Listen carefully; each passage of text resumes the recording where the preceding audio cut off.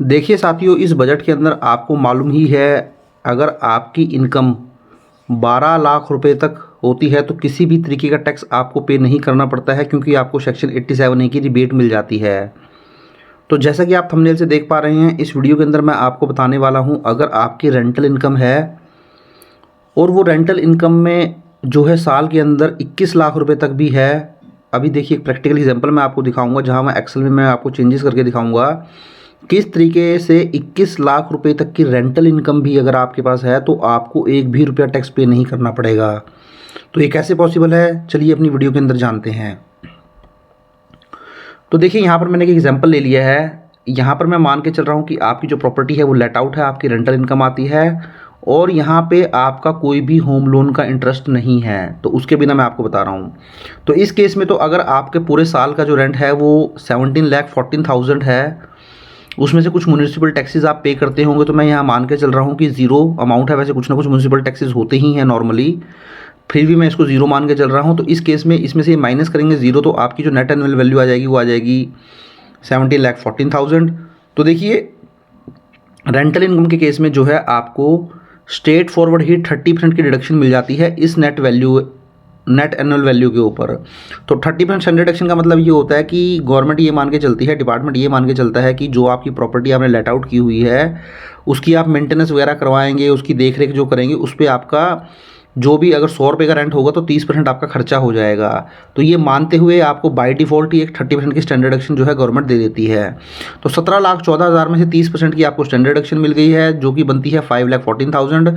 तो इस तरीके से जो आपकी इनकम आ गई है हाउस प्रॉपर्टी से वो आ गई है 11,99,996, जो कि लेस देन है 12 लाख रुपीज़ से। तो 12 लाख रुपए से कम है। तो इस तरीके से अगर 12 लाख रुपए से कम है तो आपको कोई भी टैक्स पे नहीं करना है। बट मैंने जो थंबनेल में आपको दिखाया था वो 21 लाख रुपए दिखाया था। तो 21 लाख कैसे हम पहुंचते हैं, चलिए वो भी जान लेते हैं। तो देखिए अगर आपका होम लोन इंटरेस्ट भी ऐड हो जाता है, अगर आपका होम लोन चल रहा है उस प्रॉपर्टी पे, तो न्यू टैक्स रिजीम के अंदर देखिए आप होम लोन की इंटरेस्ट की रिडक्शन क्लेम कर सकते हैं अगर आपने प्रॉपर्टी लेट आउट कर रखी है। तो यहाँ सपोज आपने जो प्रॉपर्टी लेट आउट कर रखी है उससे जो ग्रॉस रेंट आता है वो आता है 21,42,857, जिसमें से म्यूनिसिपल टैक्सेस यहाँ पर भी मैं जीरो मान के चल रहा हूँ। नेट एनुअल वैल्यू आपकी आ जाती है 21,40,000।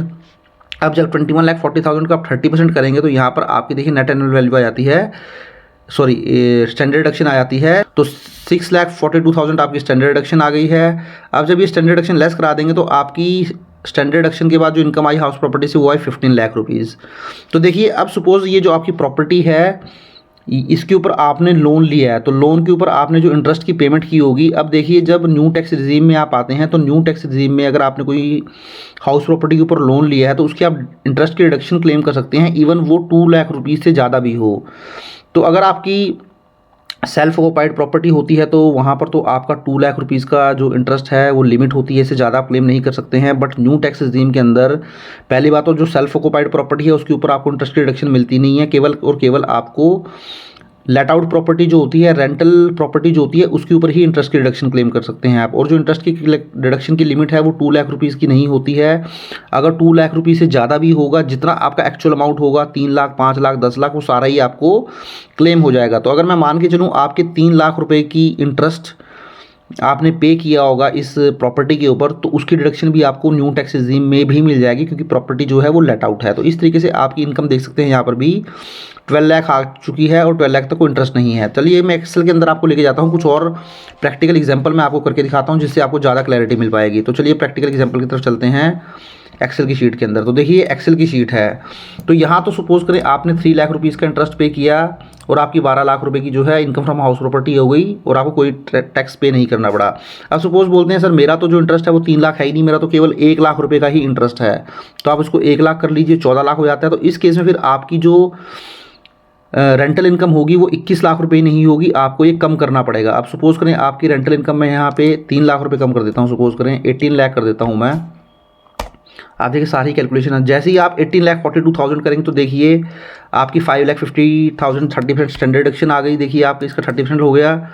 उसके बाद आपका 1 लाख रुपए की अगर इंटरेस्ट की पेमेंट भी है होम लोन की, तो इस केस में भी आपकी इनकम फ्रॉम हाउस प्रॉपर्टी 11,90,000 आ चुकी है, जो कि 12 लाख रुपए से कम है। तो इसका मतलब अगर आप 1 लाख रुपए का इंटरेस्ट पे करते होंगे साल के अंदर होम लोन का, तो उस केस में अगर आप 18,42,000 जो कि मेरा मंथली बन जाता है करीब करीब, आप देखें मंथली इंटरेस्ट आपका 1,53,000, तो 1.5 लाख रुपए तक का भी आपका अगर इंटरेस्ट है न्यू टैक्स रिजीम में और आप 1 लाख रुपए की हाउस प्रॉपर्टी के ऊपर इंटरेस्ट की पेमेंट भी करते हैं, तब भी आपको कोई टैक्स पे नहीं करना है। इसी तरीके से अगर आपका सपोज करें 2 लाख रुपए का इंटरेस्ट है, 2 लाख का एग्जांपल भी ले लेता हूं मैं, तो उस केस में आप इसको फर्दर बढ़ा सकते हैं। सपोज करें मैं 20,42,000 से कर लेता हूं, तो ये ज़्यादा हो जाता है, इसको 20 लाख सपोज मैं कर लेता हूं। तो देखिए अगर आपका 2 लाख रुपए का इंटरेस्ट है हाउस प्रॉपर्टी के ऊपर, तो आपका 20 लाख पूरे साल का रेंट है, जो कि बनता है 1,66,667। तो यहाँ आपको 30% की डिडक्शन मिल जाएगी, तो आपकी प्रॉपर्टी की इनकम आ जाएगी स्टैंडर्ड डिडक्शन के बाद 14 लाख रुपीज़। उसके ऊपर आपको 2 लाख रुपए का होम लोन का इंटरेस्ट मिल जाएगा। तो इस तरीके से आपका इनकम फ्रॉम हाउस प्रॉपर्टी आ जाएगा 12 लाख रुपीज़। तो इस तरीके से देखिए आप रेंटल इनकम के ऊपर इवन आपकी इनकम 12 लाख रुपये से ज़्यादा हो और उसमें आप इंटरेस्ट भी ऐड कर लें जो आप पे कर रहे हैं, जो आपकी रेंटल प्रॉपर्टी है उसके ऊपर जो होम लोन आप पे कर रहे हैं उसकी इंटरेस्ट की रिडक्शन ले लें, तो इस तरीके से ये आपका 20 लाख, 21 लाख, 18 लाख, 17 लाख मीन्स 12 लाख के बाद भी आप रेंटल इनकम के ऊपर इस तरीके से टैक्स की सेविंग कर लेंगे। तो जनरली क्या होता है कि बहुत सारे सीनियर सिटीजन होते हैं जो कि डिपेंड होते हैं रेंटल इनकम के ऊपर, तो उनके लिए ये बहुत ही ज़्यादा जो होता है एक कारगर आप बोल सकते हैं एक तरीका है टैक्स बचाने का, क्योंकि उनकी रेंटल इनकम ही होती है, कोई और इनकम ना हो। तो अगर आपकी कोई और इनकम भी होगी तो उस केस में फिर ये फॉर्मूला जो है काम नहीं करेगा। ये केवल और केवल अगर आपकी रेंटल इनकम है तो उस केस में फिर इस तरीके से देखिए आप टैक्स की सेविंग कर सकते हैं। तो ये था वीडियो साथियों, आई होप आपको अच्छा लगा होगा। अच्छा लगा तो उसको लाइक करें, शेयर करें और चैनल को सब्सक्राइब नहीं किया तो चैनल को भी जरूर सब्सक्राइब कर लें। Thank you very much, have a nice day, take care.